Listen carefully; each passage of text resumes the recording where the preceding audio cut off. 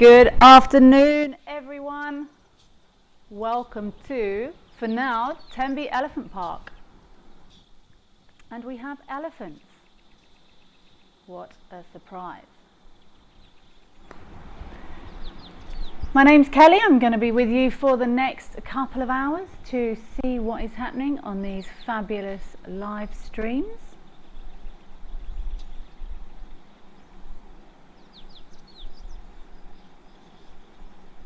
Always a lovely place to start here at Tenby. These big guys just relaxing here in the shade. So remember everyone, we are live and interactive. You are most welcome to send any questions or comments through. Tell me where you are in the world, if there's anything you would particularly like to talk about today. You're welcome to join in the conversation on X using hashtag WildEarth, or you can scan the QR code you can see at the bottom of your screens. We love hearing from everyone, finding out where you are, what you're doing. I know some of you do spend a lot of time watching these fabulous live feeds. I would love to hear what you've been seeing. Send through your questions and comments via WhatsApp, and we will get them read out as often as we can. The numbers at the bottom of your screens.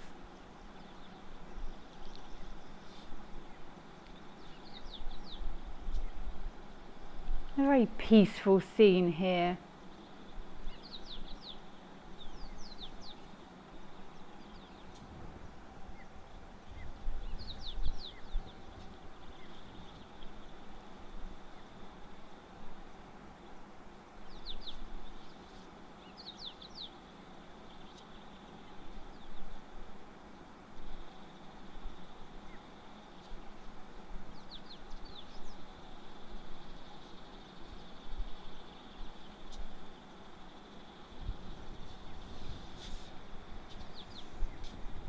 I'd love to hear some of your, we've got another one joining in. I'd love to hear from some of your favourite moments that you've been seeing on these wildlife cameras. There's so many to choose from now.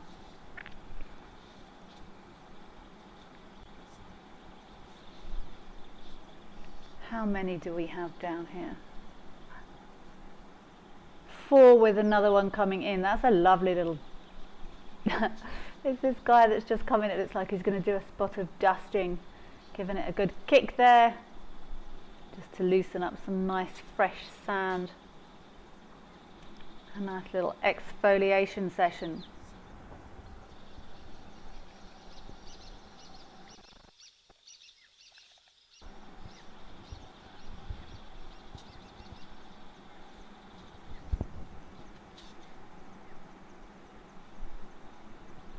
It's lovely. There's still lots of water here. It's definitely drying out now. Where I am here in the low felt, the grass is starting to turn. It's going brown. Some of the water holes are definitely dropping, but there's still lots of water here at Tenby.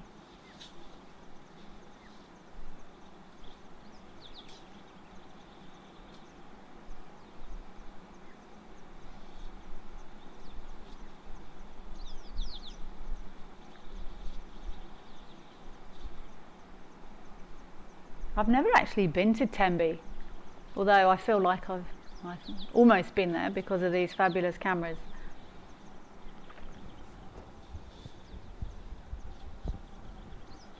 The temperatures certainly here are definitely becoming more sensible, shall we say now.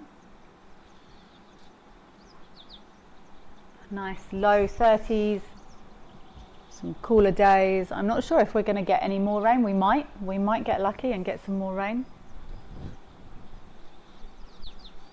Some of the leaves are slowly starting to turn here as well in the low felt.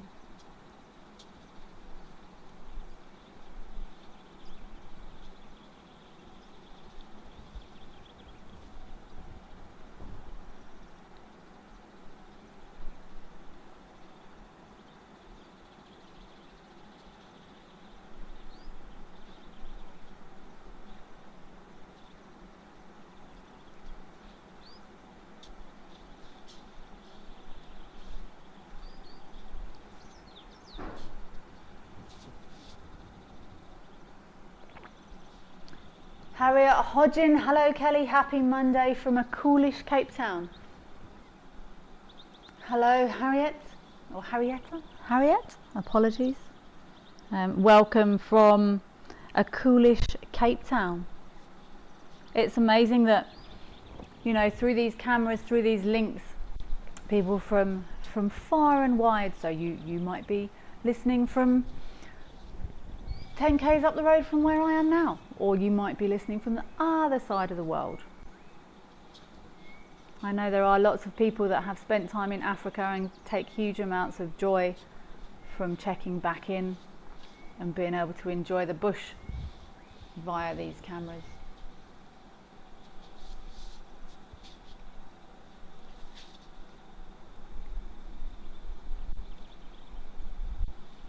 What have we? I'm seeing something zoomed. I can't quite make out what it. Oh, it's an elephant's tail. I thought I was looking at. Oh no, it's a giraffe. That's like one of those magic eye pictures. I just saw a tail. I thought we were looking at the nest, but look at that guy at the back there. That was amazing. I totally didn't pick that out at all. I just saw that tail movement. These giraffes consider, well, all of everything that's out here, the camouflage is insane. Yesterday I was actually driving, and I'm fortunate enough to live in an estate where there are giraffes, and you come around a corner and sort of 3 meters away, massive big giraffe in the road. I totally didn't see that at all.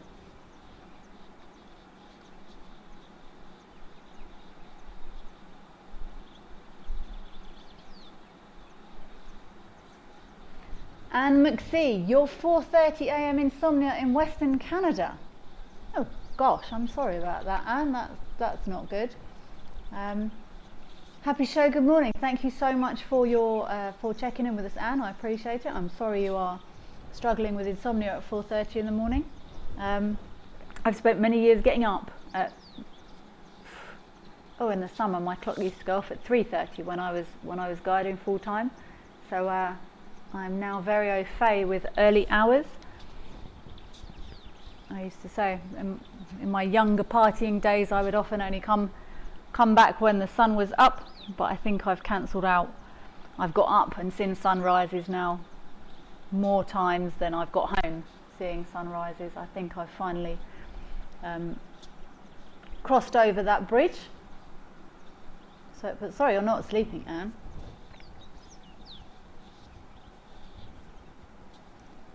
Sandy Franklin 69, good morning from the Great Smoky Mountains National Park in Tennessee. Ooh, lovely. I would love to hear about what you're seeing there, Sandy Franklin 69. Probably not elephants, but I haven't spent as much time as I would have liked exploring other national parks around the world. I've never, this is terrible, and I'm probably going to get in terrible trouble for saying it, but I've never actually been to a national park anywhere in the States. That's criminal. I've only visited the States once, I think. And I certainly didn't. I actually went to Las Vegas with my mum, which is far away from my normal scene, but it's what she wanted to do, so I accompanied. But I've never been to a Yellowstone or anywhere. It's definitely on my to-do list. There are so many amazing natural areas around the world, and I want to see all of them. I actually have a friend at the moment who's in India. She's just been to see a snow leopard. That sounds like she went to a zoo. She's just spent a very long time and worked very, very hard to get a single sighting of a snow leopard, and I'm very jealous.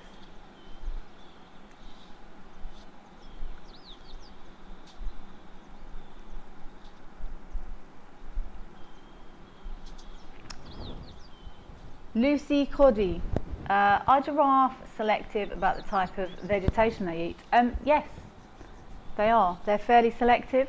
They often feed on acacias. They're actually one of the main pollinators of some of those acacias as well. They get their heads in there. The pollen will stick to them, stick to their faces. but they are quite selective about what they feed on.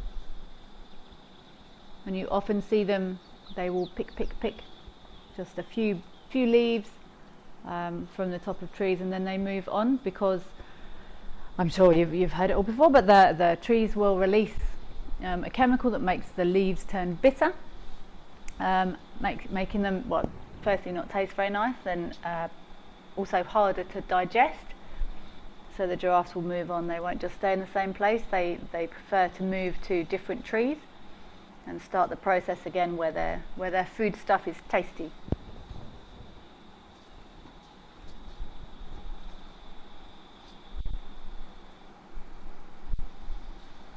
You often hear animals referred to as bulk feeders or selective feeders, and I mean bulk feed. As far as I'm aware, animals choose what they eat. I mean, obviously elephants eat lots. They have to eat lots of different things, but they eat things for a reason.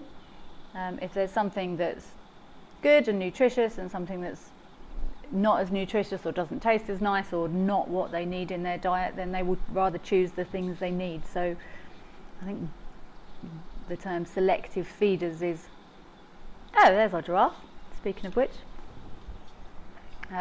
or selective browsers rather when it comes to giraffe.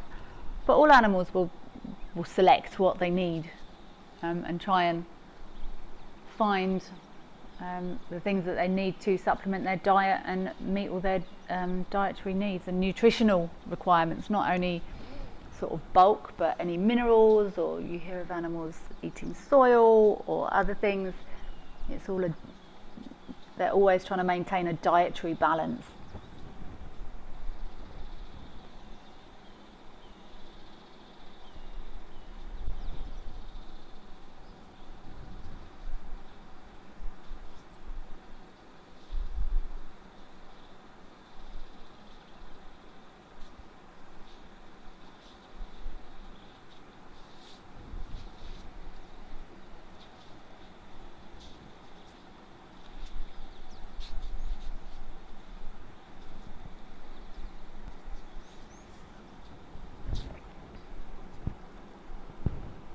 I do enjoy watching elephants like this,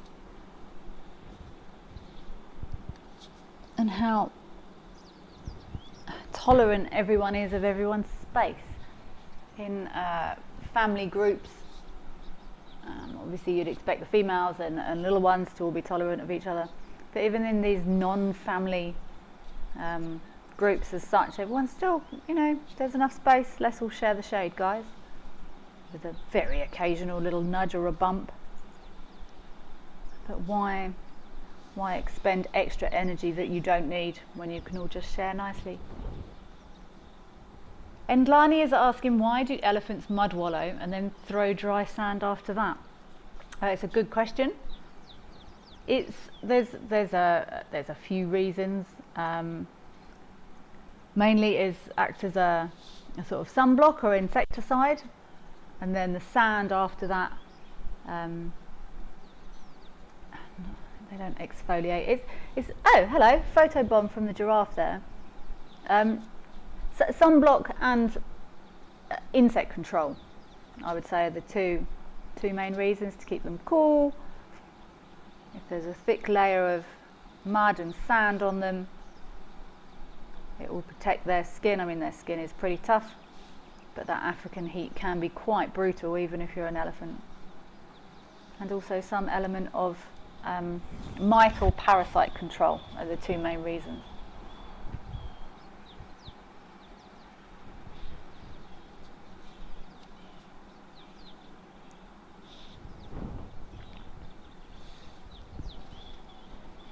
Well, let's leave this lovely little group at Tembe. Let's head over to, I think, Oldonyo, maybe see what we've got happening over there.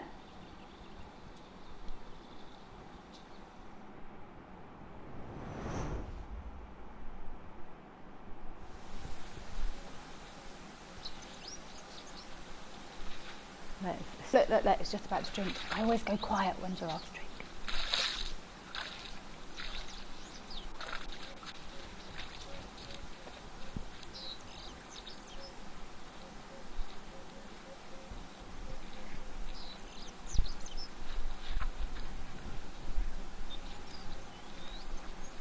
Don't do that, don't interrupt.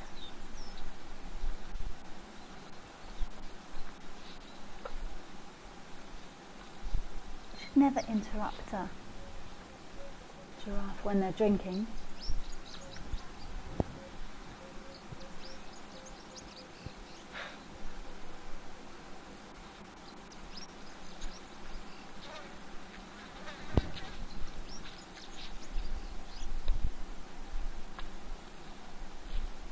Again.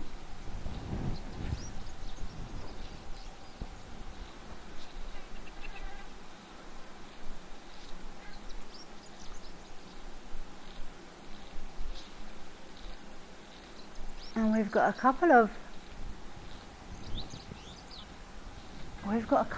eland in the background, which is I've just had to second guess myself, but they are eland. Because I haven't seen that many eland.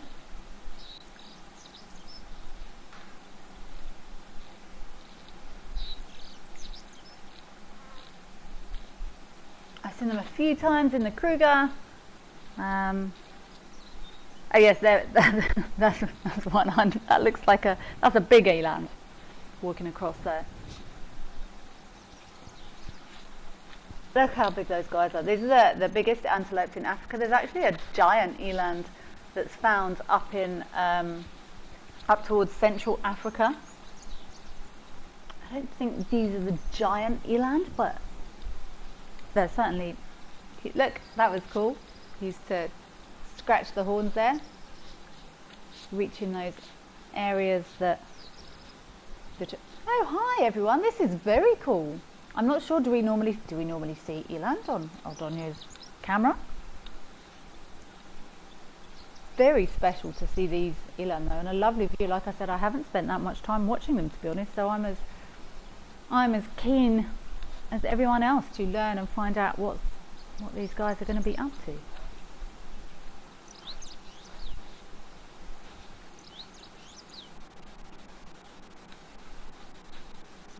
So these big bulls, they can weigh up to, I believe, sort of 800 kilograms, almost up to a ton sometimes. Where else did I see them? I also saw them in the Kalahari, up that side there. But I haven't spent much time with eland.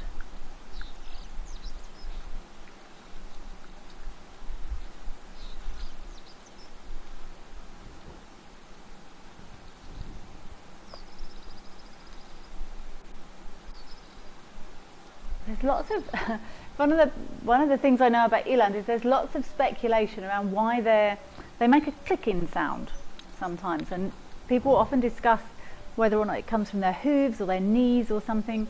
I think I've probably concluded that it comes from their hooves, and when they run, it's sort of it's like some people said it was cartilage crunching around in their knees or something, which didn't sound too feasible to me. But if anyone's out there who has also researched into why elands make a sort of clicking sound when they move quickly, I would love to hear it.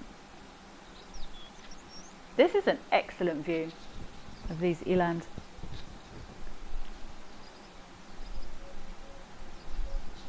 So talking about selective feeders, these elands are quite selective feeders.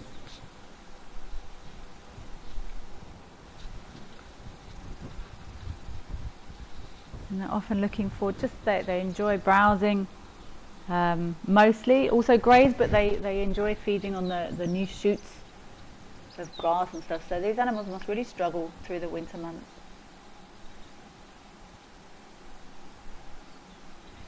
Jean Grove, you're asking what kind of spiders do you get in Africa? Jean, lots. Lots and lots and lots of different spiders. Oh, how many? I could find out, but I couldn't even tell you how many different species of spiders we get in South Africa. Hundreds. There's a huge, and people are always discovering things like new spider species and stuff all the time, but across Africa, lots and lots and lots. We get lots of different types, from teeny tiny little jumping spiders all the way through to baboon spiders, which are some of the bigger ones. Baboon spiders can get up to the size of my hand. It's so cool being able to watch these giraffes drink from such close quarters. I freeze. Mind you, I do the same with dogs. If a dog's having a drink, I tend to sort of go quiet and stop moving around so I don't interrupt them, because it's just good manners, really. And I certainly normally hold my breath whenever giraffes drink, because it's significantly more effort for a giraffe to get down there. But Jean, lots of different types of spiders, from small to big, from friendly to not so friendly. Well, not so friendly. From medically significant to absolutely not medically significant. We do have, I think it's 5 medically significant spiders in South Africa now. I think one of them was possibly reclassified as no longer being medically significant a while ago. I've lost track of that research. There's often many discussions around whether or not, which one was it? There used to be 6. I'm not sure if it's been decided that one is no longer medically significant. But I believe, from what I understand, all spiders are venomous. It just depends on how venomous they are, how big their biting mouth parts are, how toxic that venom is. And as a result, from what I understand, there's either 5 or 6 medically significant spiders in South Africa. I'm sure there's lots of others in other parts of the world. I know Australia's got their rather large fair share of highly venomous spiders. We see quite a lot of, I can't remember their scientific name, but their colloquial name is flatties, that we see very often in South Africa, inside homes. I've been seeing them quite a lot recently inside my home, and they're more than welcome to stay. But I think I've been seeing a different type of flatty, or a different subspecies of flatty more recently, and they're not as flat, and they're a little bit more. I would never harm a spider, but I don't really want them near me when I'm asleep, or I don't want them running on me, so I will gently try and relocate them with a cup and a paper. But those flatties are incredibly fast and very difficult to catch with cups and paper, and I have spent entertaining times chasing them around rooms with a feather duster or a broom or something, trying to very gently usher them outside, because I would never hurt one, but I still don't want it on my face when I'm asleep. So that was a really long way of saying Jean Grove. We have lots. We have old world spiders, we have web spinning spiders, we have spiders that live in holes in the ground, we have spiders that build massive webs across roads in the summer, we have spiders that like living in trees, we have spiders that like living under rocks, we have scorpions that look like spiders, we have spiders that mimic ants, or vice versa, I can't remember. We have every sort of spider you can think of. Well, I'm going to leave these beautiful drinky giraffe. I'm possibly also going to do some fairly fast research on eland, because I haven't seen them for a very long time. And let's head over to Founders and see what we've got there.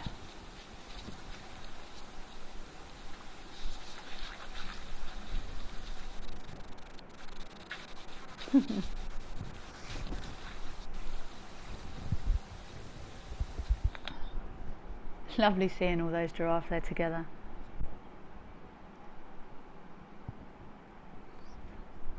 Ooh, hello! That's an interesting view. Not often you get to look up at a rhino like that.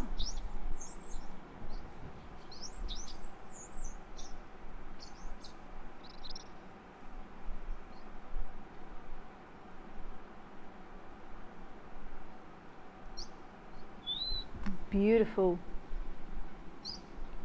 tree silhouette there as well. I know someone who would love that nice dead tree for some photography.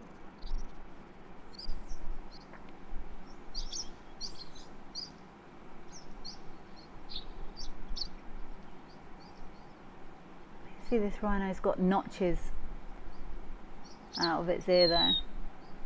Some of the reserves I've worked in before, they do notch their rhinos for identification purposes, and I used to be really quick. A round circle at the bottom was a 10, and a triangle at the top was a 5, and a circle on the top of the right ear was a different number, and it's for monitoring purposes. It looks like this boy did have a little notch out of the other side of his ear there. And I learned, because when we saw rhino on drive, we had a app that we used to identify the rhino and sort of log what they were doing and where they were, so we try and keep an eye on their movements. And I learned it's actually harder to carefully check both sides of a rhino's ear on both sides of their head. It's harder than you think, because they move and they go in bushes, and yeah, so I spent quite a lot of time trying to get on the correct side of rhinos in order to log them for research purposes. But I'm fairly sure this is a bull here. He's got quite a short, fat bottom horn. And it wouldn't surprise me if he'd been having a rub or a scratch on that lovely rock before we got here.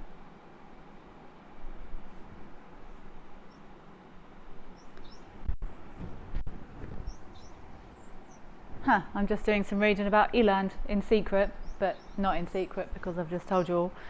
And there was a case of an attack, an eland attacked a hiker in the Drakensberg.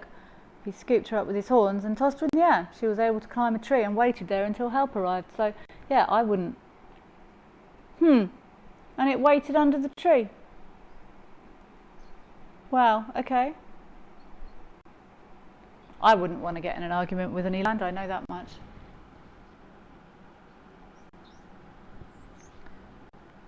Hunts. You've heard rhinos are more vulnerable during a full moon. Why is this? It's the light. The full moon casts light, and as I've learned recently, I spent some time in New Zealand, and very, very, very dark skies, and full moon was insane. You could read a book quite happily, and because that sky was so incredibly dark, the full moon seemed to throw off lots and lots of light. But it's because of the light. If there are people in dark areas doing dubious things, especially in game reserves or wildlife areas, it is wise to, even if you're not supposed to be there, there are things there that could potentially harm you, so you need to see what you're doing and where you're going, and so you'll use a torch. But full moon, especially in reserves where the skies are very, very dark, you don't always need to use a torch. You can walk and you can see sort of what's going on around you, so the risk, from what I understand, the risk is higher because bad people that skulk around at night can see what they're doing because of the moonlight.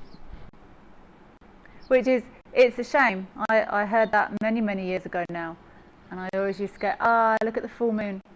But ever since I also heard that, I now look at full moons slightly differently. Hold on. What's going on here then? There's another one. This is why I was not totally convinced this was a bull, because my gut was it was a little bit small, and then I thought, females normally have a calf with them, so I don't currently know if this is male or female, if I'm honest. I think I'll stick with male, but this now suggests that this is a cow and a calf, to be honest. It was really hard to get a scale on that rhino before there was another rhino.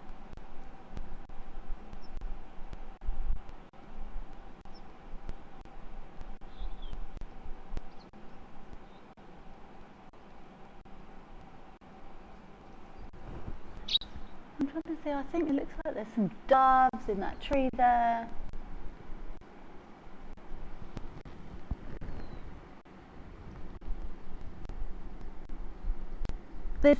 I have different ways of sexing rhinos. Obviously there's the obvious one, you look between their legs or under their belly, but you can't always get that view. So the other, the next method I will normally use is where they are and what they're doing.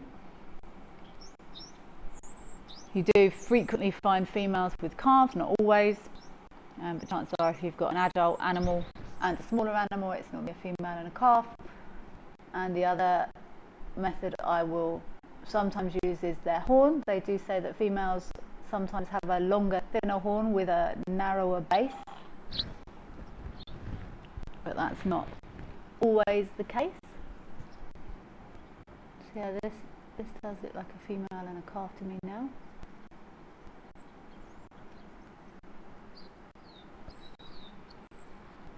But we don't always know if animals are male or female, depending on where they are or what they're doing, or if they're in thick bush or anything like that. It can be quite difficult to tell.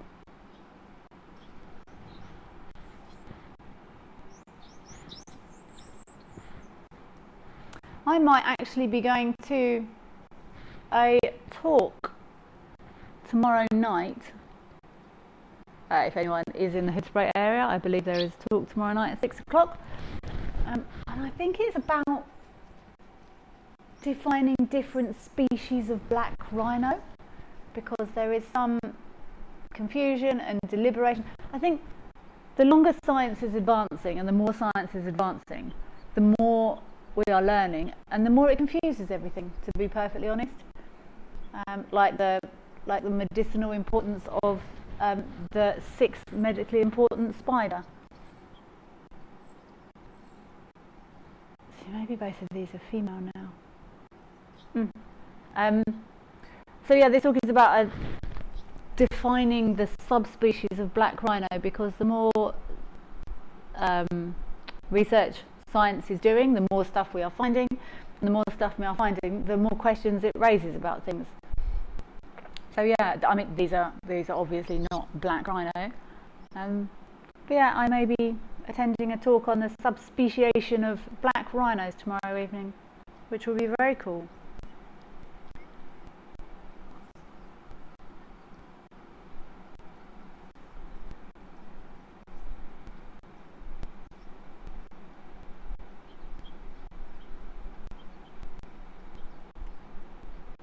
That is an interesting viewpoint of these rhinos. You don't often get to look up on them.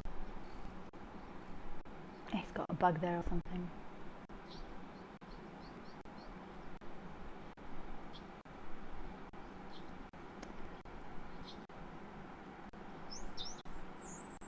Jilly B is asking, is there a particular age at which a rhino youngster will get a tracker? I'm assuming you mean a tracking device attached to them, as in a chip or something like that. I've actually worked on a project before where they put ankle bracelets on rhinos for tracking purposes. Jilly B, I'm going to assume you mean some sort of tracking device. I know they don't like to anaesthetise young rhinos because of the stress and because they're delicate and they're young. I don't know what is a recommended earlier stage to be able to fit a tracking device to a young rhino. I'm not sure. Don't know. Jilly B, I don't think it would be before 2? No, I'm making it up. I don't know. I don't know the answer to that. Because young rhinos do normally stay with their mums, so if the mum's fitted with a tracker, the youngsters stay with it. But then they might want a tracking device in case they got split up, if there was an unpleasant situation. Jilly B, I don't know the answer to that. Not sure. I will have a look into it. but I actually did some work on a project in Madikwe many years ago. I didn't do some work on it. I was fortunate enough to be involved in it. And they were fitting ankle trackers to rhinos. I can't remember the name of the company that developed it now, but there is definitely various systems that are being trialled and that have been put in place to track. Yeah, this one on the left is a bull. I was right, but maybe a young bull and a adult female here. Anyway, yeah, they were fitting tracking devices to these rhinos, and there's lots of they can implant chips for tracking, that sort of thing, just to help to try and keep these animals safe.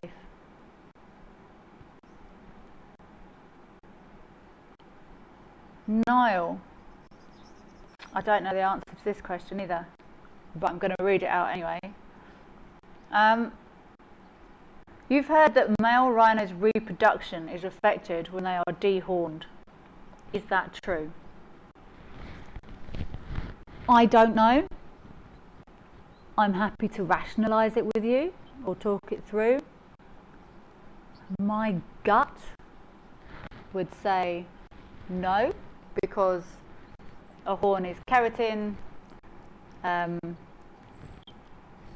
If they're dehorned, it just removes that horn, which isn't. If you see a rhino skull, there's no horn on it. Put it that way. So it's not actually attached to their skull as such. A completely. I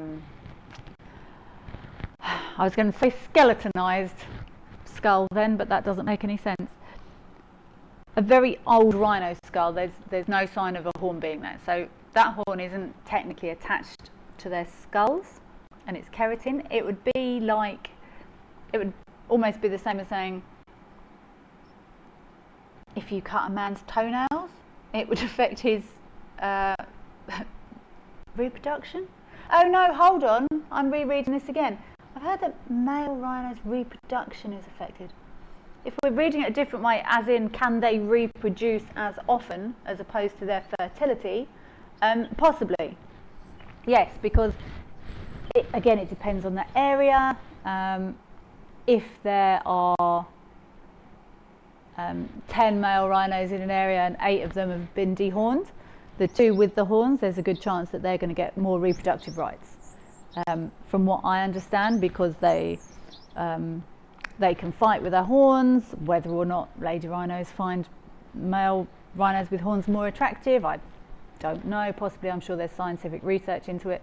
But from the sheer perspective that if a male rhino with a horn and a male rhino without a horn are having a fight, the male rhino with the horn is probably going to win, and the one without the horn is probably going to run away, which would therefore decrease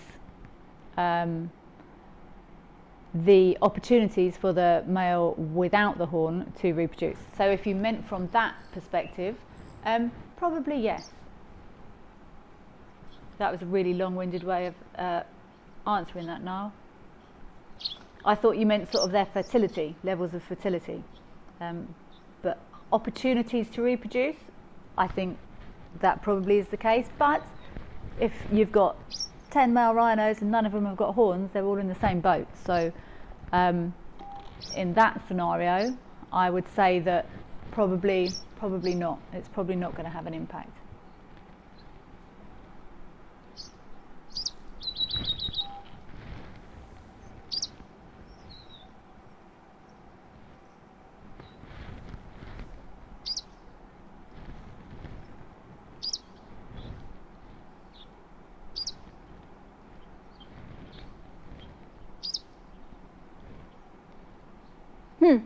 Okay, I now see that these rhinos do indeed have a tracking bracelet on, which is exactly like the tracking bracelets I saw when I worked in Madikwe. What are the chances of that?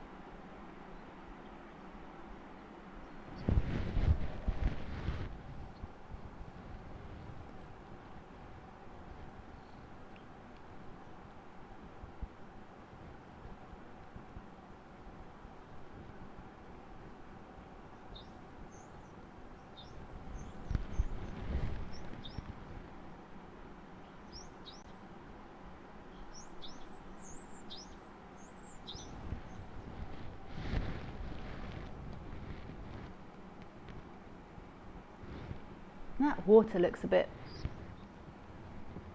still.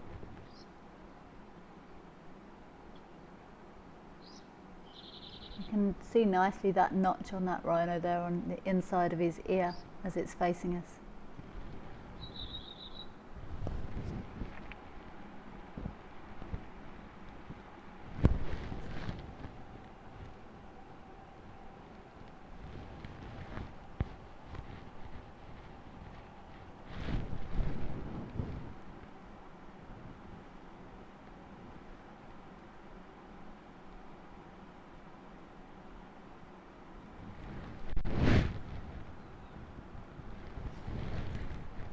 Always moving, listening. Those ears listening independently.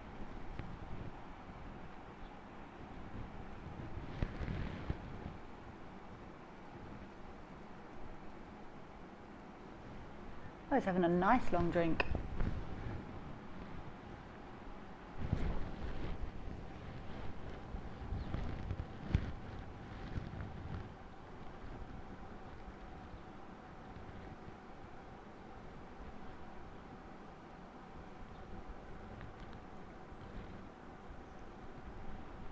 And there's a clear image of this foot tracking bracelet. Ew, blow your nose. Actually, this is a really nice image. If you look at that, the side of that rhino's nostrils. So come on, look back at us. So just if you imagine if you cupped your right hand just around that right nostril and then your left hand around that other nostril. When I was on this project helping fit these tracking bracelets, we were fortunate enough, a few of the guides there were fortunate enough to participate in the actual when the animals were sedated, and one of them I had to basically monitor their breathing at their nostrils and make sure their breathing was regular and you know, good depth, and it wasn't irregular and everything was fine. And I had a hand basically cupped around each side of those nostrils, and each nostril was bigger. See, look, if you just around the side there, I'm actually doing it. Just held around the edges where it sort of sticks out a little bit. Those nostrils are bigger than my hands, and that skin around the side of their nostrils there is like velvet. It's very, very soft. And as you can see from here, quite snotty, quite soft. But it was that from that whole project, that's what I took away, is how incredibly soft the edges of a rhino's muzzle or nose are. It was insane being that close to a rhino, being able to touch them and smell them and feel them. And the other thing I took away from it was their bodies, their body structure.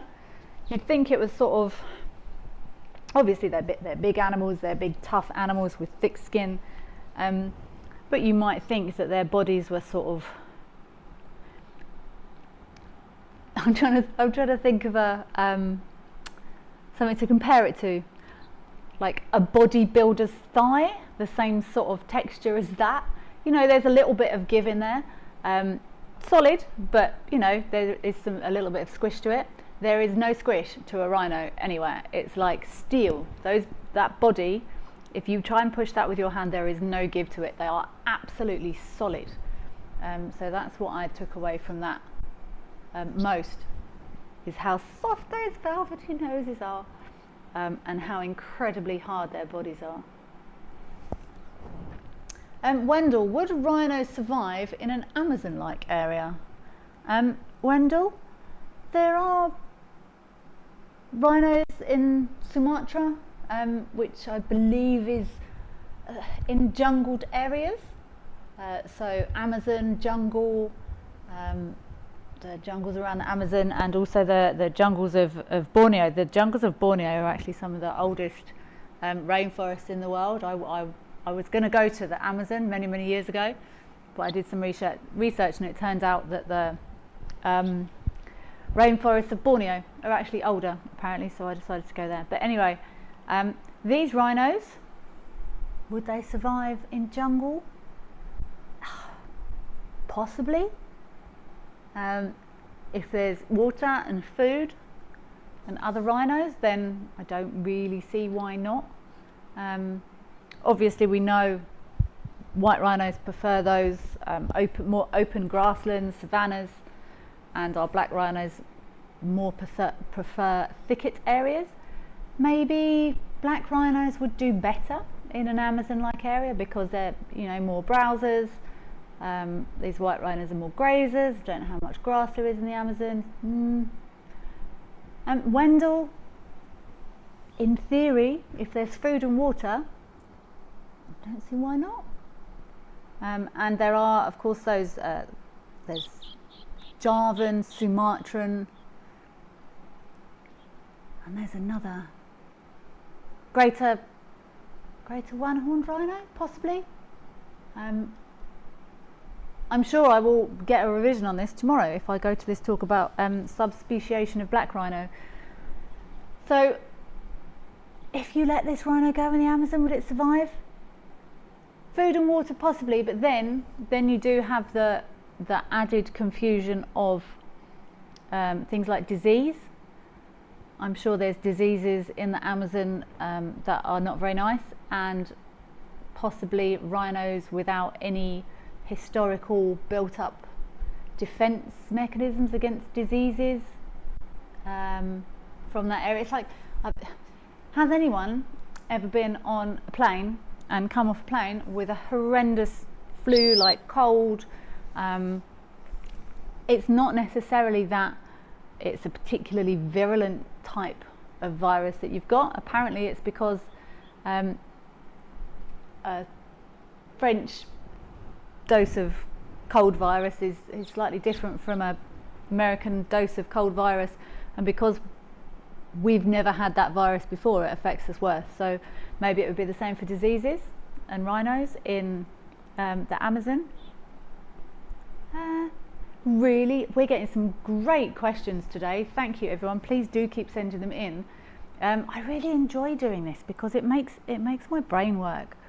And like I said, it's the more we learn and the more we understand, the more we don't know. The more we realise we don't actually know.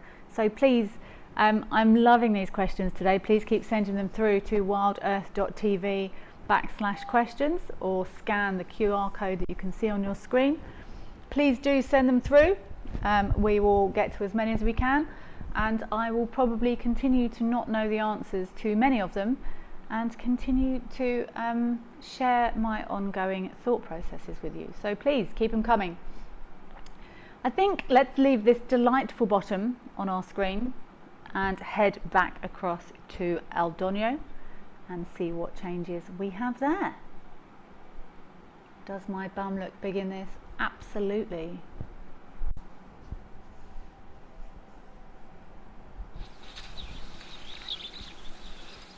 I actually spoke many years ago to my tracker, my fabulous tracker, Noel Satole. If you're listening, I would love it if you were. He taught me more than pretty much anyone else I know. We were gonna, oh, what's happening here? Giraffes? We were gonna, and I think someone's done it, bottoms of Africa, and just spend lots of time taking pictures of things walking off into the distance and turn it into a coffee table book. Maybe someone's done that. I would love to hear if anyone has a bottoms of Africa book. I think that would sell like hotcakes. What upset those giraffes?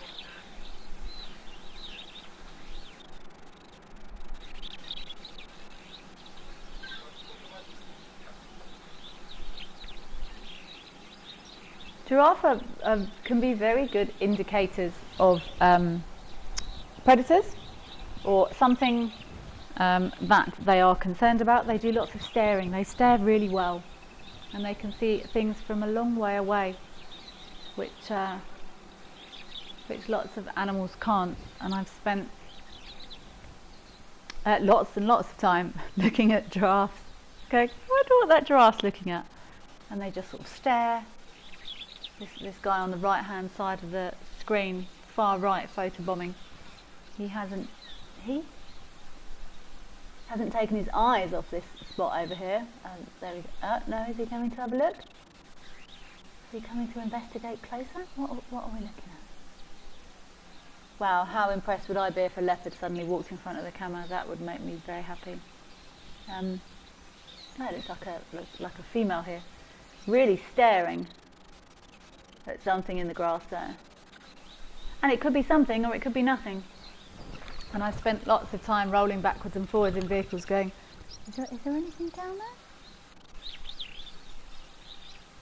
Something definitely gave them a fright though, and I'm pretty sure if there's any sound or movement coming from that camera, they'd be used to it by now. They're definitely having a good look.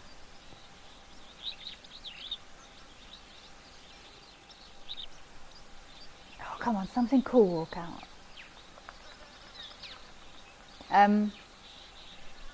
But yeah, sat in vehicles going, what's that giraffe looking at? And you roll backwards and forwards and the giraffe keeps looking, and then you say, is the giraffe looking at me now? And you go backwards and forwards again. And I think one time I specifically remember this giraffe was staring and staring and staring in the grass and staring in the grass.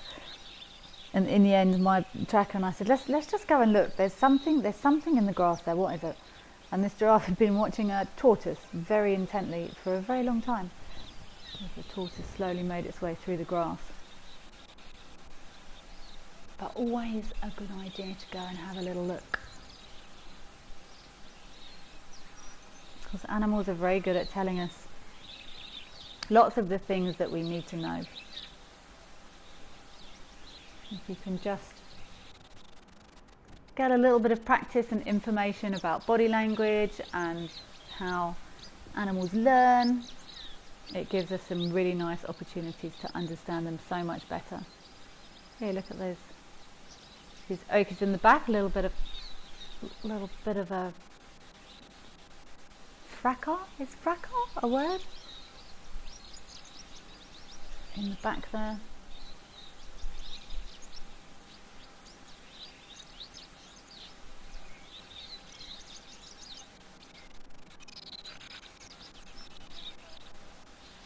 So everyone's coming back again. Imagine how stressful life must be though for these animals. But then you think to the next level, you think deeper. Do they find it stressful, or is that just life? That's just what they're used to. Potentially being pounced on or chased or eaten at any moment. Look at those two at the back there. They're having a good old shove around.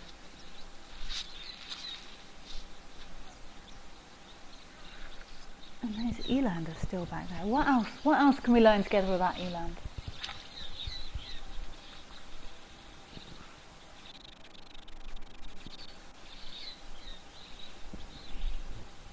Let's see what this says about them. It doesn't actually say anything about the clicking. Oh no, hold on. Some bulls make a distinctive castanet clicking sound while walking. This sound can be heard from quite a distance. Yes, I agree. This book I have in front of me says some experts think the sound is probably caused by two halves of each hoof clapping together after being splayed apart. Others believe it's produced by a tendon snapping while slipping over the animal's knee joint. I don't think that's likely. Imagine if you had tendons snapping and slipping over knee joints. That can't be good for you. So interesting that this book does mention it. Some suggest clicks alert individual animals that the herd is on the move, or to younger bulls that a large bull is approaching. That doesn't sound like a bad idea. If I was a young eland bull, I'd probably want to know if there was a big boy sneaking up on me. But how would that have adapted to be so? Would that be on purpose? I don't feel it would. I don't think evolution could have gone, I know, I'm going to make these hooves longer so they make a clicking sound when they walk to alert other animals of their presence. I think it's possibly just foot shape, and the big bulls have bigger feet, so make the clicking sound. Maybe we'll never know. Nathan is asking, do giraffe or any hooved wild animals' hooves overgrow?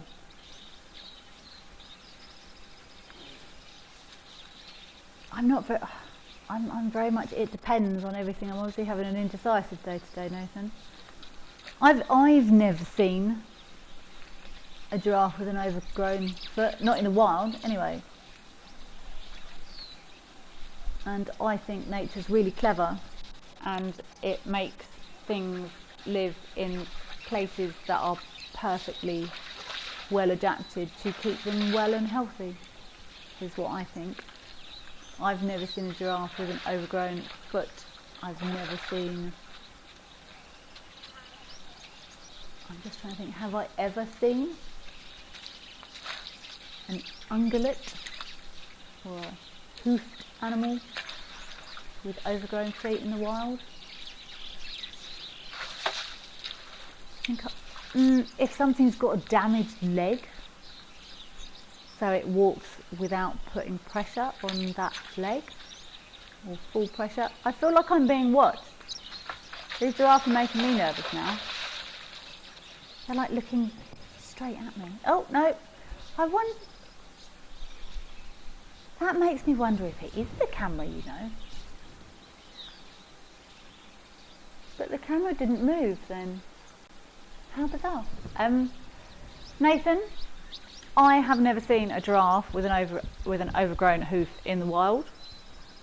The only time I think it might happen would be if something wasn't putting pressure or enough pressure on that foot or leg to wear the hoof down. The other time it might happen would maybe be in severe floods, if everything was really wet and squishy.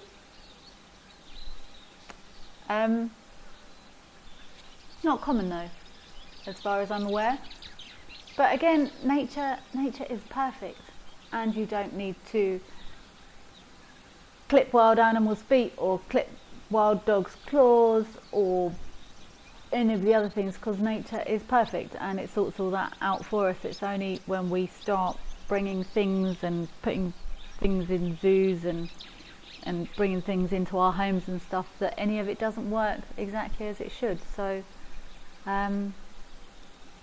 I've never seen a giraffe with an overgrown hoof, Nathan. Again, massively long-winded way of answering your question. They get worn down with rocks, and even this, you know, even hard mud would also have an effect, like almost like walking in sand would have a sort of sandpapery effect. It doesn't just have to be. I'm a horse rider. I know I used to very regularly and very expensively have to have farriers come and care for my horse's feet because he wasn't running around with zebra and had shoes on, and therefore wasn't able to regulate his own foot growth as nature intended.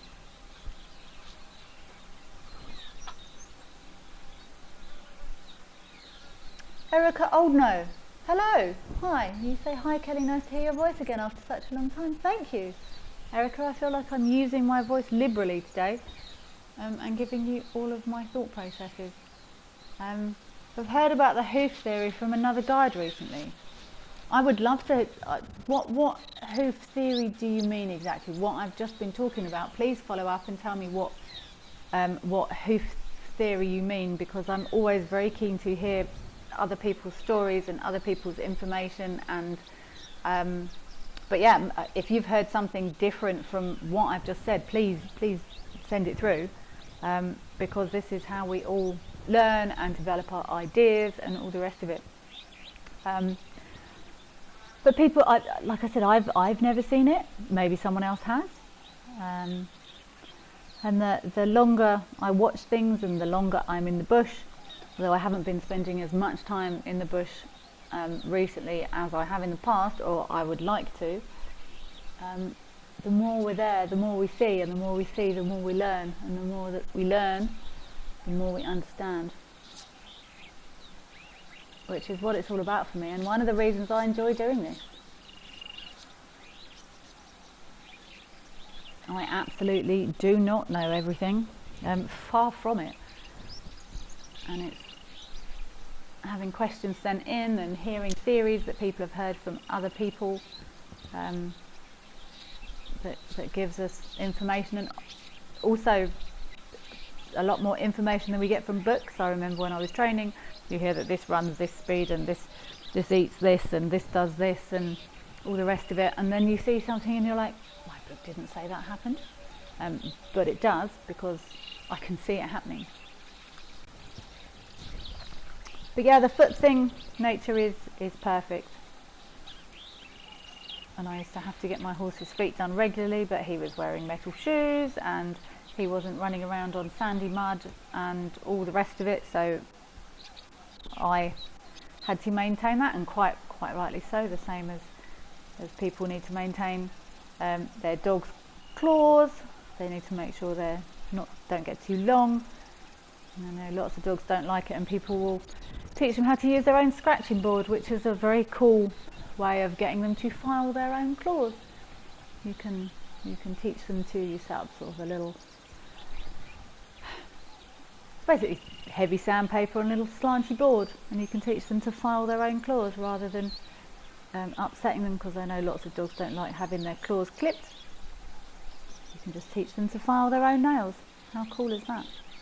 But no, giraffes don't need that, because they're running around and twisting and turning on different substrates, which keeps their hooves nice and short. Dina, how different is the pattern of Maasai giraffe compared to the giraffe in SA? Okay, this is a can of worms, Dina. Species and subspecies of giraffe. It's a Maasai giraffe, and then you go down the route of, so giraffe in SA, is it a Southern African giraffe, is it a reticulated giraffe? The coat patterns are different from memory. I used to have a really nice little sort of infographic thing. I don't know where it is right now. It's quite different. I think if I remember correctly, it's more jaggedy, whereas the giraffe we're looking at now, they're generally sort of a rounded splodge on their coats with sort of rounded edges coming off it. But I think if I remember correctly, Maasai giraffe it almost looks like someone's blobbed paint, and almost like you would shape icing. You know, if you put a blob of colour on icing and then run a toothpick through it, more sort of jaggedy and pointy. But then you get on to the how many species of giraffe are there. It was 9 for a bit, it was 7 for a bit, then it was subspecies, species with subspecies, and it went 5, and then it went back to 7. And lots of them do have different coat patterns. Whether or not I would be able to tell if one of these was a Maasai giraffe and one of them was a Southern African giraffe, probably. No, wait, hold on. This is Aldonio.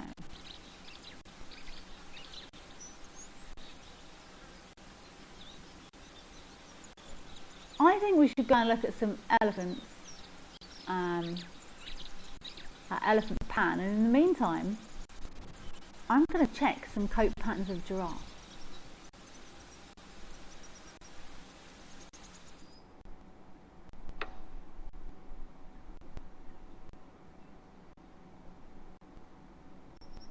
Ah, that's a nice scene.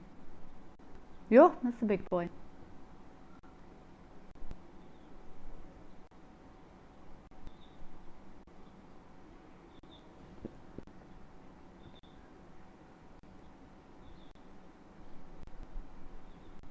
Okay. That was completely my bad. And those Aldonio giraffe are indeed Maasai giraffe. Which tells me that their coat patterns aren't that different, because I didn't recognise that. So that's That could be the answer to the question. That I obviously not that different, because if they'd been that different, I would have picked up on that. So I apologise profusely, everyone.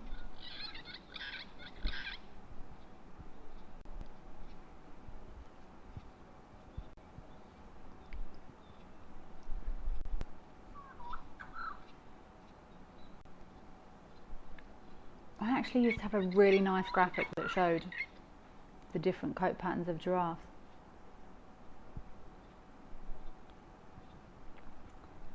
I'm looking for it right now.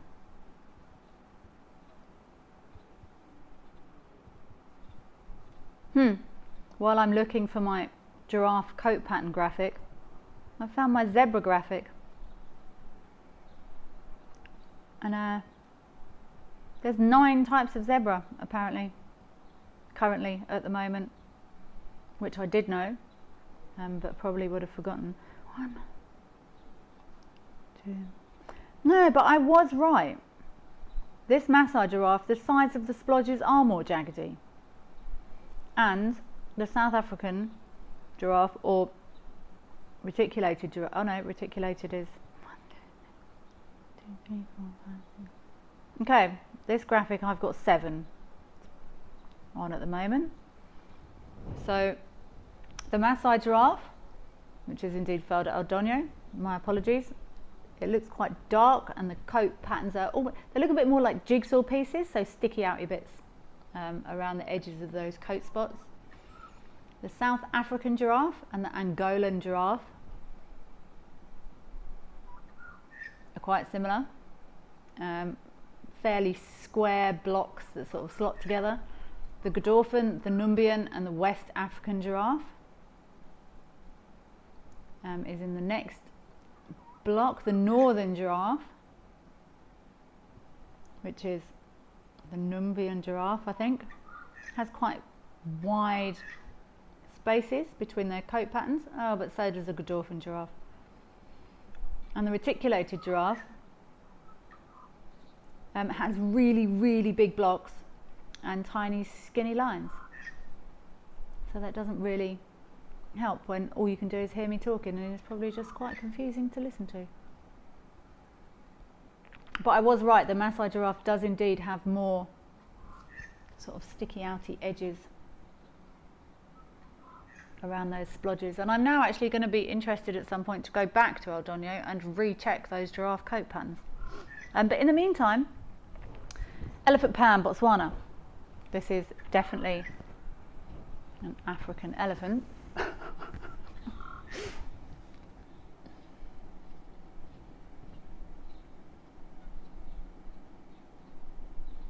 Is he also going to have a dust? There we go.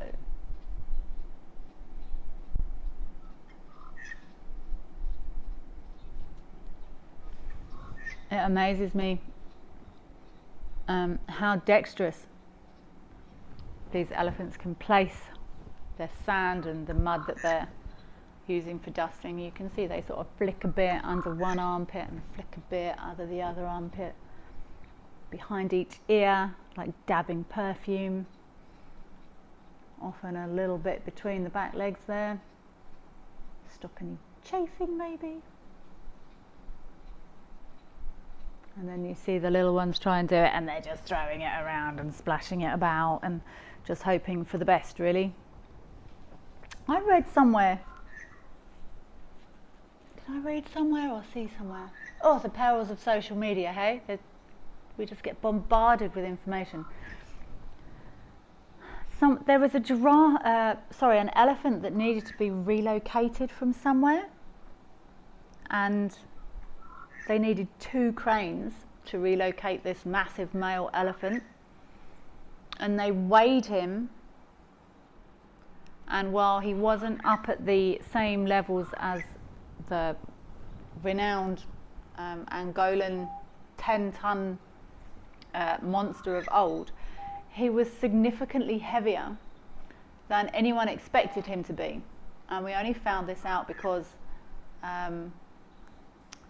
he needed to be relocated for some reason. I can't remember exactly what it was, but he had to be sedated and relocated, and they weighed him, and he was like 8 tons or something, like much heavier than anyone thought he would be. And it suggests that maybe a lot of these animals, you know, we say that, you know, the bulls can get to 6 tons, you know, females up to 4 tons and males up to 6 tons, and all these numbers that we actually use, we may have been underestimating it all along, because it's not often big male bull elephants are weighed, because obviously it's a lot of stress on them. To sedate these animals, there's a lot of pressure on their body, especially if they have to lean over and lie down. It can, you know, do damage to internal organs, etc., etc. So anyway, short version, we may have been underestimating how heavy these animals are all along. So who knows how much this elephant weighs. Starbuck. Hello, Starbuck. Do elephants ever give birth to twins? Sometimes, yes. I don't know how common it is. It's not very common, but it does happen. I've never confirmed an elephant with twins. I have seen a few times some of the elephants in Madikwe, and there's a lot of elephants in Madikwe. There's been a herd, and you've been watching them for ages, and then you sort of count mums and you count babies, and you sort of go, there's an extra baby somewhere. But I personally have never seen or confirmed a female with twins, but yes, it does happen. But if you think a baby elephant is, when they're born, I think they're born about 150 kilograms, somewhere around there. And obviously they're pregnant for a very long time, so 22-month pregnancy, that baby gets very, very big. It stays cooking in that oven for a very long time. That mother elephant's pretty full by the time she gives birth. So to pop another 150 kilograms in there is probably not a great idea. I'm sure one of the twins, or maybe both of the twins, if there were two in there, one of them would have maybe been stronger than the other, or they both may have been born smaller. So it does happen. I think it's possible for most animals to give birth to twins. It's not, you know, the physiology of it. It can happen. You know, eggs can split, but it's not common, I don't think, in elephants. Check that boy. Just draping that tusk over there. I have actually been next to a sedated elephant before and tried to move that trunk. There is no way. There is no way 3 of me could pick that trunk up if it was just in a sedate, relaxed state. Even the elephant that was sedated was slightly smaller than this. I couldn't even sort of shove that trunk, let alone lift it. You forget just how big and heavy these animals are until you are up close, and you get a whole new appreciation for how immense these animals are. There's actually a few giraffe in the estate I stay in, and they're very relaxed. And you often have to give them quite a bit of space and be a little bit patient if you're driving. I'll sort of gently roll towards them and maybe stop, I don't know, 30 metres from them, let them know I'm present, and they sort of glance at you. And I'm like, alright, and they go higher, and then I sort of wait for a minute or so, and then I'll maybe edge forward a little bit more, and they look at you and you look back, and you can see them, they sort of going, oh, for goodness sake, okay, fine. But sometimes you do have to roll past them when they're quite close. I normally try and make sure they're at least, if you would imagine how far they could kick with the back leg. I'm further away than that, let's put it that way. But they are immense animals up close. Alrighty, we have hopped over here to Stony Point. I don't know Stony Point that well. I'm not entirely sure what's in that hole at the moment.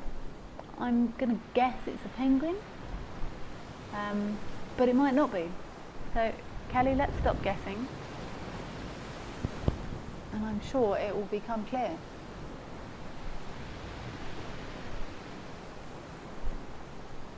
I'm fairly sure it's a penguin. I don't know if we've got like a history on this penguin. Have we been watching it on this nest for a long time? That would be very cool if we could find out how long this penguin had been on this nest, if it is indeed a penguin at all. That reminds me of years and years ago, 10 years ago, I was on a drive in Medicare with a lovely British family. I can't remember their names. Hello, if you remember me, lovely British family, and their 2 children. And something came running down the road, and I went, "Ah, it's a skunk." And they said, "Do you get skunks?" I went, "No, we definitely don't get skunks in Africa." And I just remember seeing it was a flash of white I'd seen, like a black and white, and it was a civet, but my brain got far too excited and confused, and then so this flash of white on black in here is reminding me of that moment, and it's probably not a skunk, and it's probably not a civet, so I'm going to stick with penguin. Oh, okay, thank you very much, Limbri. You got to see the penguin egg on this camera last night. Awesome, 100% confirmed a penguin. Thank you very much, Limbri, you are a lifesaver. And also very cool that there's an egg in there.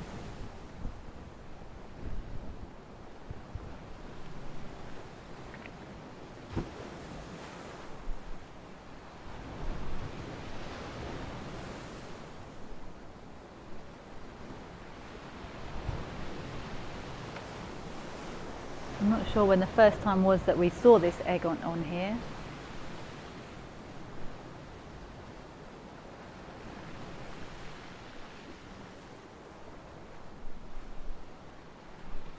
So it does vary, time frames, incubation times, as with a lot of the birds, and it can also vary on conditions and food availability and temperatures and all the other things. Oh, and Jessica's also updating me. Thank you, Jessica. They've been here a few days to a week, maybe. Okay, excellent. Well, if that's how long they've been sitting on eggs in there, we're definitely still going to have a while to wait yet.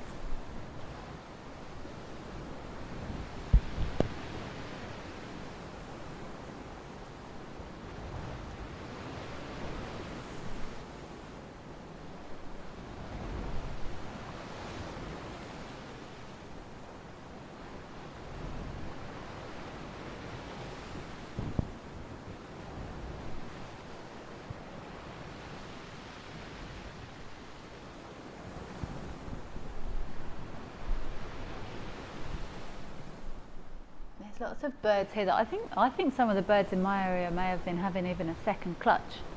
There's been lots of things calling. Lots of the migrants are definitely starting to head out now, and I don't know penguins well, but I assume it would be the same for penguins. Maybe they would have a second clutch depending on the conditions and food availability and all the rest of it. I think these African penguins incubation is about 40 days, somewhere around there. But again, books give you this information, but it depends on temperatures and conditions and you know, location of laying, and they do share. I know they do share the incubation duties. I actually saw a picture again somewhere a while ago. I'm not sure if it was on this picture. I think it might have been.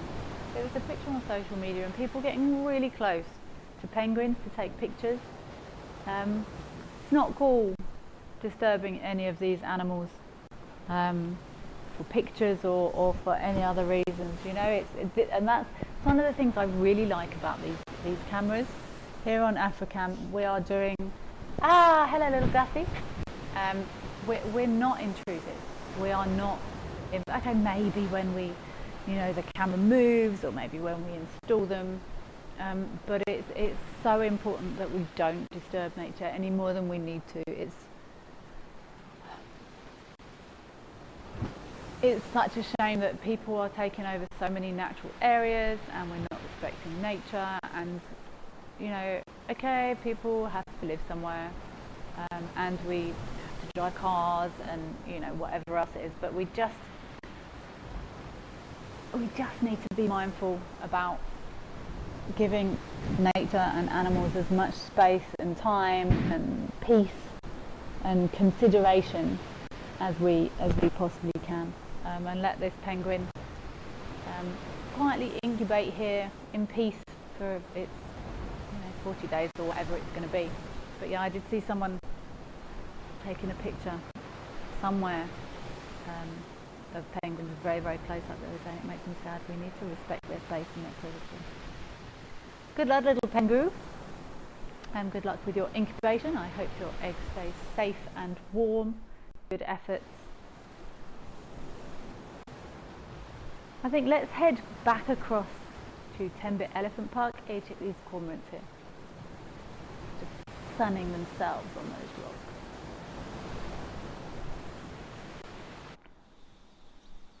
Excellent work from Stony Point.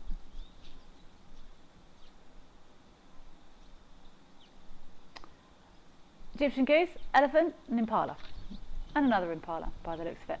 Aren't these young ones growing up quickly? I've been seeing here as well. 1 minute they're teeny tiny little spindly little skinny little legs.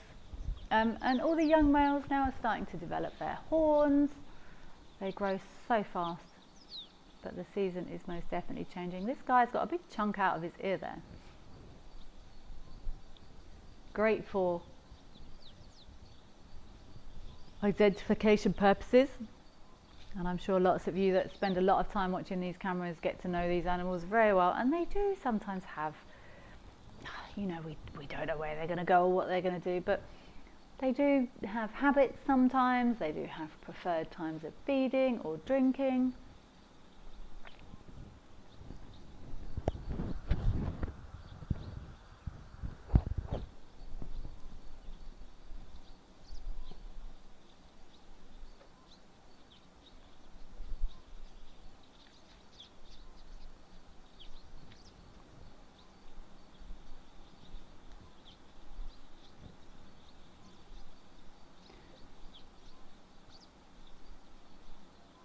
Nice, and covered it in mud. He's missed his face there.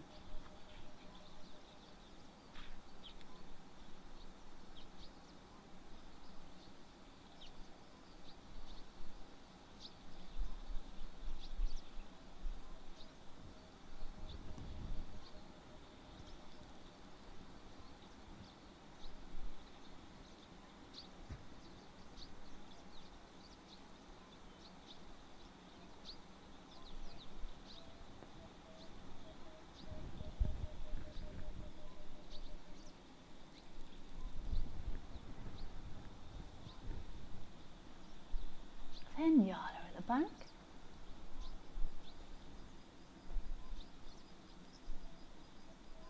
Wow, I definitely need to get into the bush more. I'm starting to doubt myself on antelope. Yeah, I'm pretty sure they're in Yala. It's so interesting seeing animals in different parts of Africa though on these oh yes, okay, good. Thank you. Thank you, camera, for confirming that they are in Yala. It's so cool to be able to see these different animals from different parts of Africa that I may never get to go to.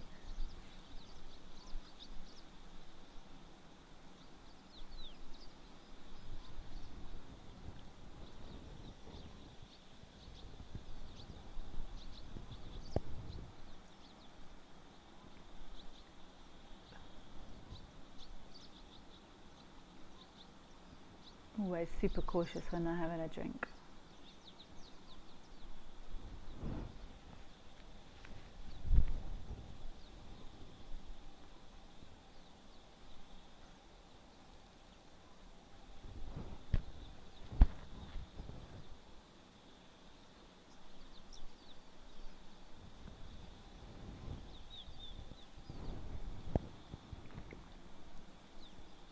Those dark tips on their tail though. I don't know if I've ever noticed that.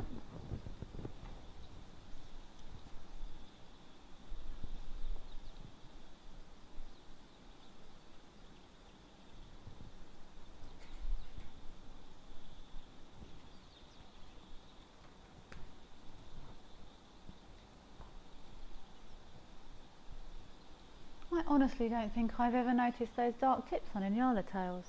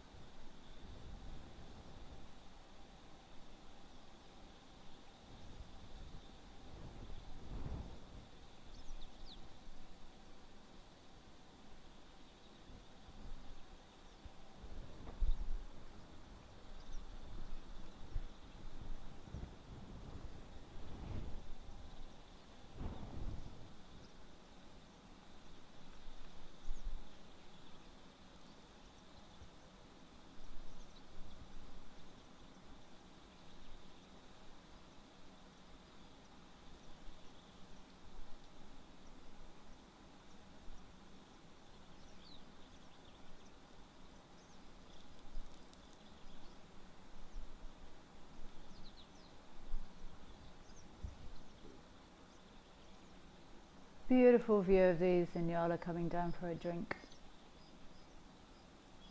They were looking nice and healthy as well, end of this rainy season. While we leave these girlies to have a nice little drink at the water's edge, let's head over to Victoria Falls. We'll see what we've got happening over there. I'm starting to doubt all my antelopes now after seeing those elands. I haven't seen elands for a long time. I really do need to get a lot more bush time, I think. I think I must arrange my life and just disappear off into as many isolated areas as possible.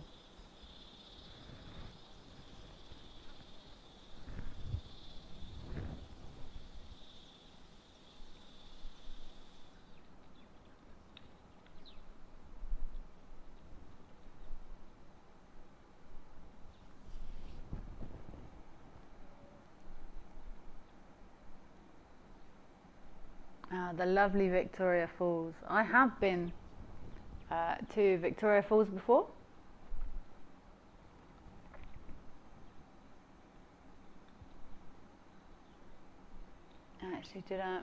I did a road trip with my best friend from England, and we drove, well, she came all the way from Johannesburg, we drove all the way up, all the way through the Kruger, all the way up through Botswana, ending up at Victoria Falls. It was a pretty epic road trip, actually. So we've got a lovely grey heron. I think we've got another sacred ibis by the looks of it. Having a dig around there, looking for things and stuff in that nice soft sand.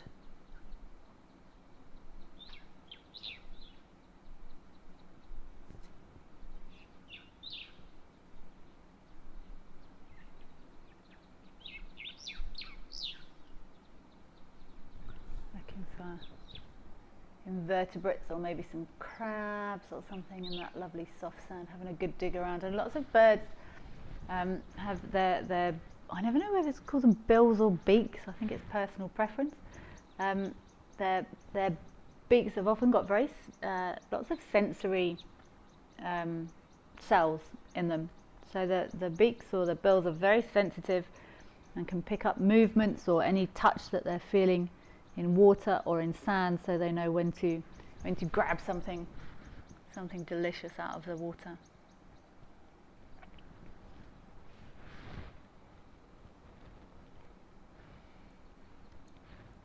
I wanted to tell you about the snake. I found a snake last night. Well, I wasn't sure what it was for a little while.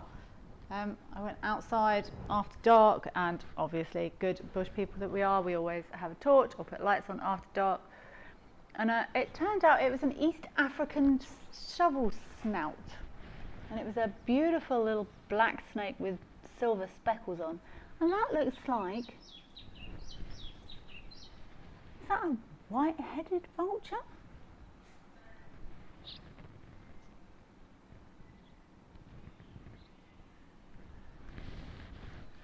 I think it is. First of all, I thought for a second it might have been leopard faced, but they've often got sort of purple, like pinky purple on their heads. It's definitely It's definitely not a caper or whiteback. I think I'm going to stick with white-headed vulture. Beautiful view, looking at that bird in the top of that tree. And I think we often see vultures and other big birds like this sitting high. They'll sit high up in often dead trees. People think, they get the impression that vultures are just sitting in dead trees to be a bit creepy. They're not. They have to find perches in trees without too many branches, because otherwise they can't take off, basically. And it's all, I've watched vultures and other big birds attempt to take off from not the top of trees like this, or from living trees with lots of leaves in, and it's not a very elegant affair. So this vulture's settled nicely on the top of this tree here, and I'm sure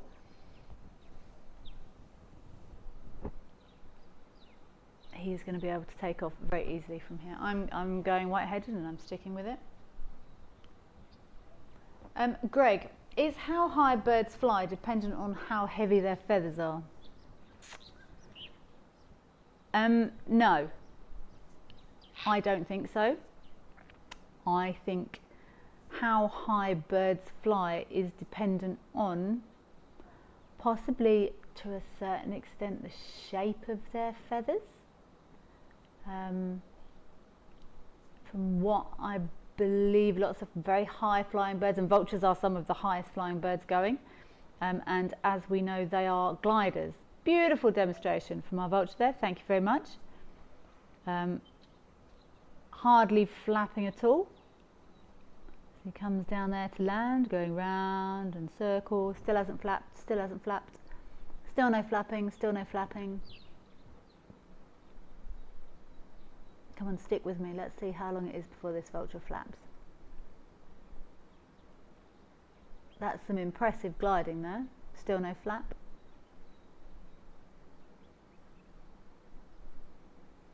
There might be a nice little thermal or something actually coming up off this open area. There's lots of trees around this pan. Maybe the airflow is different because of the open area. See, this vulture still hasn't flapped. Just gliding. And vultures are some of the highest flying birds, I believe, and they do it by gliding. And gliding is dependent on feather shape. I would imagine there's a certain element of body weight ratio to feather structure. That sort of thing will also help gliding. I don't know how well really small birds would do gliding. Don't like high up. So, Greg, I'm going to say no. It's not dependent on how heavy their feathers are. I think it's going to be more likely to do with feather shape, body structure, body weight. I would imagine something like lung capacity might also impact whether or not a bird can fly super high or not. If the air is thinner when they start getting way up there, if they haven't got good lung capacity, then they might not be able to extract what they need out of the air, the thinner air up there. Again, I'm postulating wildly here. Great questions though, please do keep them coming. This is really good for working my brain, and it's also telling me that I definitely need to get a bit more bush time when I was doubting myself whether or not something was an Inyala or not. And I definitely need to get more practice with these different species and subspecies and things in different areas around Africa. Please keep sending in these fabulous questions to wildearth.tv/questions, or you can scan the QR code that's on your screens. Even if you don't have questions, even if you just have something interesting to share about something that's been going on in your bush life lately, like my East African East African, I don't know what an East African shovel snout was doing on my veranda here in sunny Limpopo, but we're pretty sure that's what it was. So even if you have exciting wildlife viewings that you want to share with us, It doesn't have to be in Africa. If you've seen cool things wherever you are, please do send them through. We would love to hear about all of them. Let's leave these impalas, the babies who have gotten very big already. Let's leave these impalas and head across to my old stomping ground, the fabulous Tau waterhole. I've spent many a happy hour gazing over Tau's waterhole. I think they had quite a lot of rain up in Madikwe recently. I have heard that there was actually quite serious problems with flooding up there. So I'm actually excited to see. Wow. Okay. Hey, yay! That's cool. That's very cool. Look at those ostrich. They just look like that. They must be sitting down. I can't imagine they're standing up with their heads. But there has been a lot of rain there, so who knows how tall that vegetation has got. Wow, it looks like spring flowers up there still.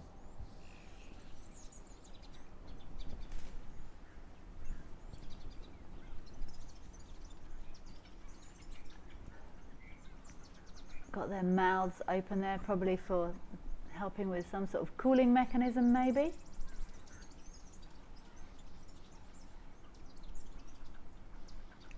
Actually, I have seen ostrich. Oh yeah, they are. I can see that body now. Are they dust bathing? They look quite surprised. Opening those mouths, just fluttering that gular flap just to help with some cooling. But it looked like the one on the left there, possibly a male with his black feathers, might have been sort of scuffling around there in the dust. Birds will also dust themselves quite often to help get rid of parasites, that sort of thing. Some people think it just feels nice, like a scrub.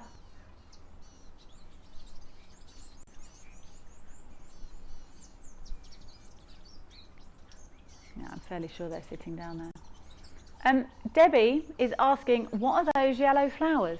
Debbie, I don't know. I'm not sure if any of us have managed to get an ID on these yet. Let's see if you have heard anyone getting a proper ID on these flowers. Please do let me know.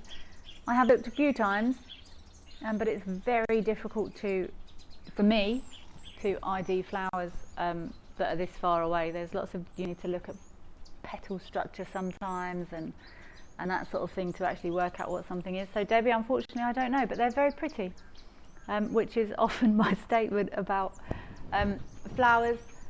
Some of the more common flowers I do know, but flowers are difficult. I find flowers very difficult anyway, and part of the problem with them is they're not around all the time and they change. I know sometimes flowers, not the same flowers flower every year, so sometimes there's a 2 or 3 year cycle on them flowering, so one year you might get different flowers to the next year, and there's lots and lots and lots of yellow flowers with 5 petals and pointy leaves, and then you have to go through all the yellow flowers with 5 petals and pointy leaves. So Debbie, I do not know. If there is anyone listening that does know, I would be fascinated to hear it. I know what I'm going to do. I'm going to see if I can find someone that I used to work with at Tau, one of the guides there, and I'm going to see if I can get an idea on those flowers. If no one else has done it for us yet, that's exactly what I'm going to do. And if he doesn't know, I might ask him to go and have a look for us, because I don't know what they are, and I like to know these things.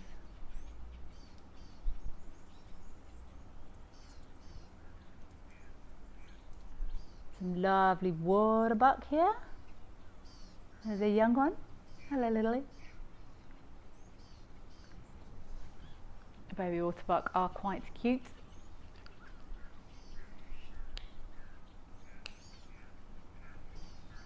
I'm not sure if anyone's seen it here at this Tau camera, but I know cheetah have actually killed baby waterbuck a couple of times at the Tau waterhole.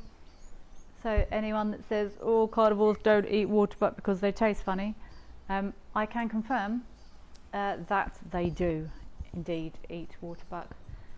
We've lost a couple of baby waterbuck around this waterhole over the years, probably far more than I know about.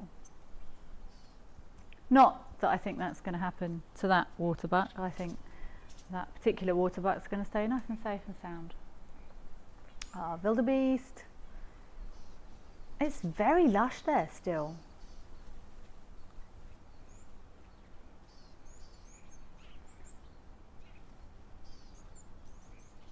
Oh look, there's springbok there. That's cool. I don't know if these springbok have been hanging around here for any length of time. FC, if you could tell me, that would be great. But normally in Medikwe, we just used to see the springbok up on the plains there, up on the sort of towards the northern fence. So probably driving at the speed limit, maybe a good half an hour, 40 minutes from town, at least. They used to hang around up on the plains area. We used to occasionally see one male at the Tau waterhole, but I can't imagine he hung around there much because there's no girls there. So that's very cool that there's a little group that looks like they're crazy, that sort of 12, 13 years later, the camera is still there doing brilliantly, and I'm now on the other side of it.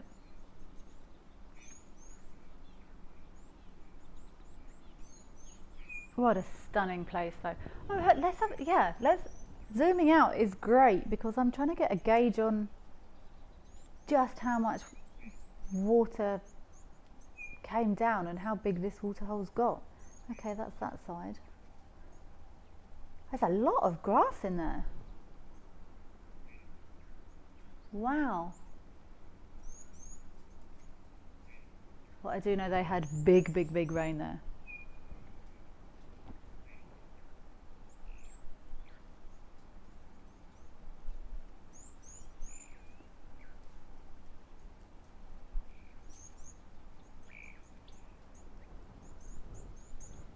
Still looking super green and lush.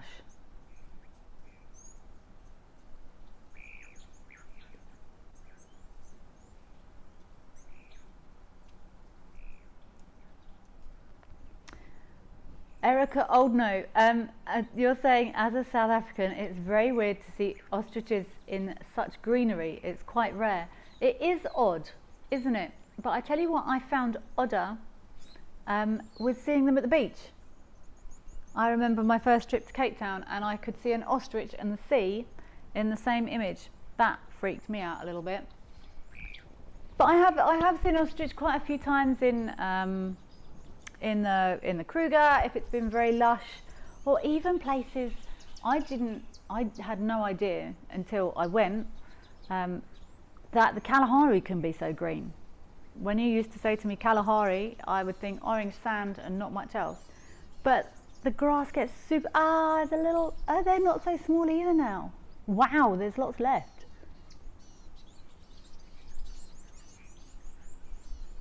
Should I try and count them?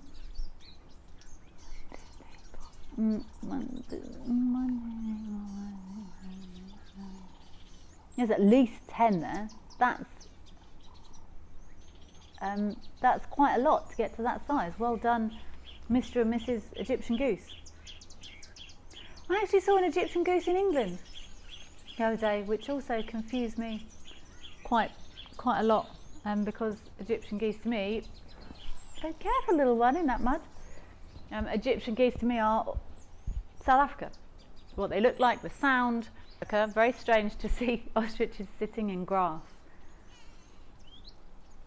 But I couldn't believe it. I went to a reserve far up in the sort of almost northern Kalahari side, and it was insane. There was chin height grass in lots of places, and then dry season comes and it's sand. Nature is fascinating. I think I actually said yesterday, it's strange how day turns to night turns to day, and it's strange how not strange, but the seasons, the change of season, how how brilliant nature is at what it does. And you get ostriches in grass and at the beach, and you get lots of grass in the Kalahari Desert. And technically, Madikwe is a semi-desert area. It's very arid up there. But look at all the grass and all the unidentified flowers.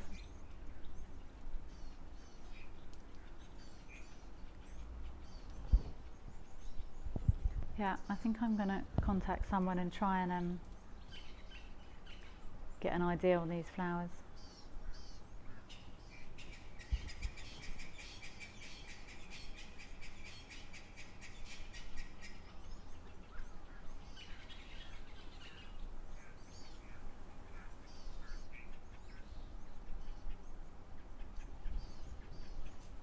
They look like big buttercups.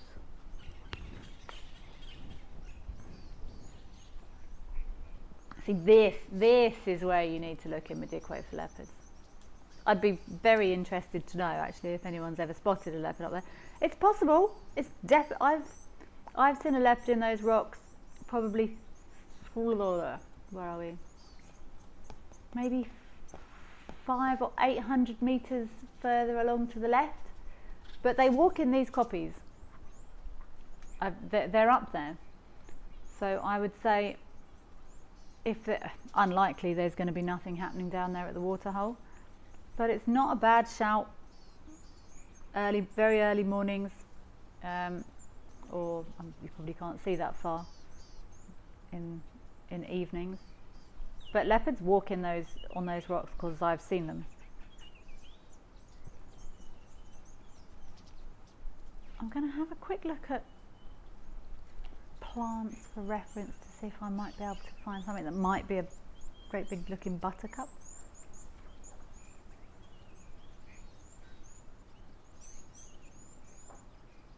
It's quite big as well, those flowers.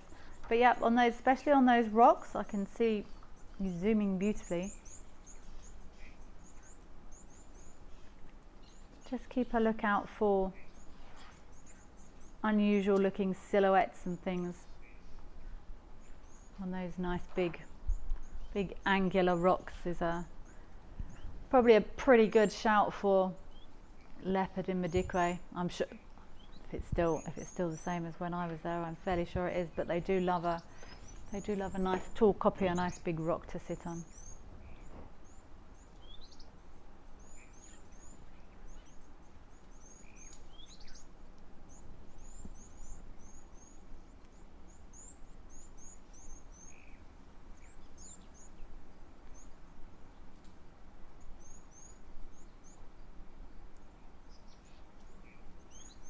Always so much activity here.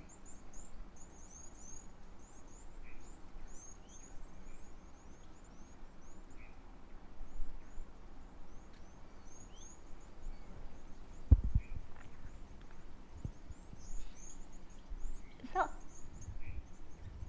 a bishop? I think that's a bishop. A yellow bishop? Yes, lovely. That's cool. That's a yellow crown bishop. I was just waiting to see till he turned to the side to make sure that yellow was all the way down the back, and it is. Beautiful bird in the reeds there. Those are like the red bishops and the yellow bishops, always so distinctive, and you often find them in the reeds there. So yellow crown bishops often find them standing on reeds, different areas, but also those southern red bishops. Beautiful, striking colours on them.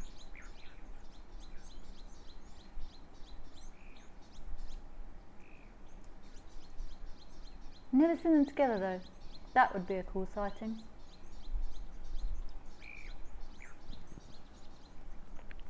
I have just checked in with our mission control centre, and it seems that none of us have ever managed to ID those flowers. So I am indeed going to contact someone from Tao and ask them to attempt that for us. Maybe he can send me some pictures, and maybe we can finally work out what those flowers are, because there's lots of them and they've been there for a long time. So I will see if we can get us an ID back. Sandy Franklin, 69. I'm doing great, thank you. It's nice to hear my train of thought and deciding what the animals are. Yeah, it makes it a bit more, it makes it interesting that I do. We don't, anyone that thinks they know everything should probably be doing something else, in my opinion. And it's part of the joy of the bush and nature is we don't know everything, and we're not supposed to know everything, and nor would I want to know everything, but I'm very nosy. And these questions really get me thinking, and I enjoy sharing my thought processes with other people that are curious about nature, curious about behaviours, curious about animals, are my people, to be honest. And these Ellies are having a lovely little swim. Look at these guys in Elephant Pan, Botswana. Apparently the fees froze, apparently. The feed froze, so we've hopped back across to Elephant Pan. But yes, thank you, Sandy. I also enjoy musing the whys and wheres and hows of our magical natural world.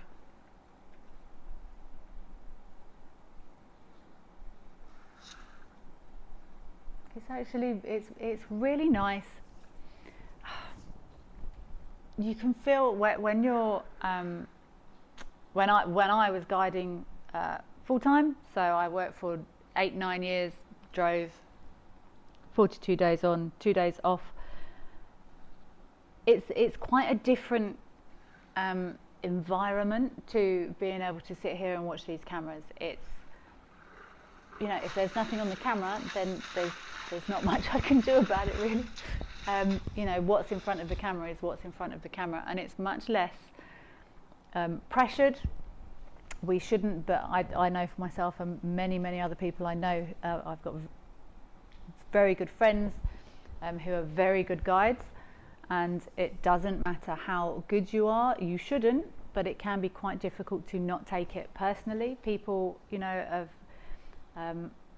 spent their whole lives wanting to come to Africa and see these things and see all these amazing animals, and it's quite pressured. And I used to take it quite personally if I couldn't find them the animal they were looking for, and we know intellectually that there's nothing we can do about it. If the lions have left, then they've left, you know.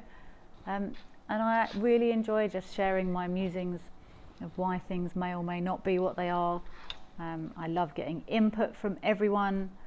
It's such a joy being able to speak to so many people at the same time and get interactions from people from all over the world, from slightly cool Cape Town to 4:30 a.m. insomnia, not being able to get to sleep in the States. Sorry, maybe it was Canada, apologies. It's an absolute honour and a pleasure to be able to share these cameras with you all. Janice, thank you. Thoroughly enjoyed the show today.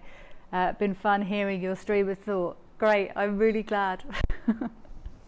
Yeah, get used to it, because I love sharing my streams of thought with all of you out there as well. It's nice to ponder and wonder, and if we don't all know the answers, then that's fine too.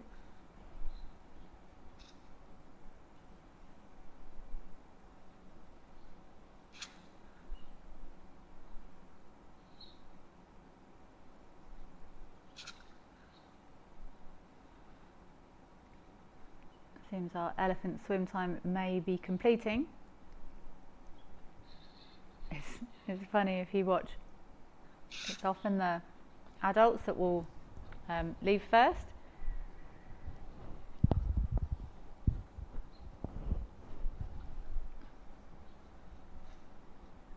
And the little ones always want to stay 5 more minutes. Come on, it's time to go. It's time to go and eat the trees. but just 5 more minutes. You often see that when they're being ushered out the water. Oh, hi, Dark Main Lover, how are you doing?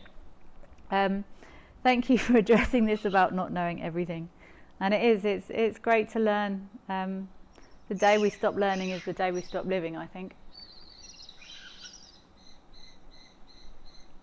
And the more you know, the more you realise what you don't know, I think, which is sometimes frustrating, but also absolutely fabulous. What a joy!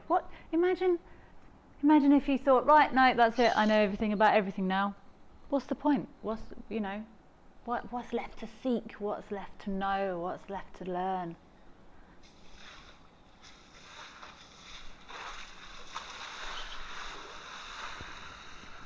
I really appreciate everyone joining me this afternoon or this evening or 4:30 in the morning, apologies, from wherever you are. And thank you so much for interacting with us. We really enjoy hearing what everyone is up to and hearing everyone's thoughts and questions and everything that goes with it. I will be back tomorrow if you would continue to enjoy a stream of consciousness. I might try to stay quiet a little bit longer and let you enjoy the bush a bit more tomorrow. But please do come back, join us tomorrow. We'll see what's happening on all of these cameras. I'm going to contact someone from Tao and see if I can persuade him to go and ID these flowers for us. That would be very cool.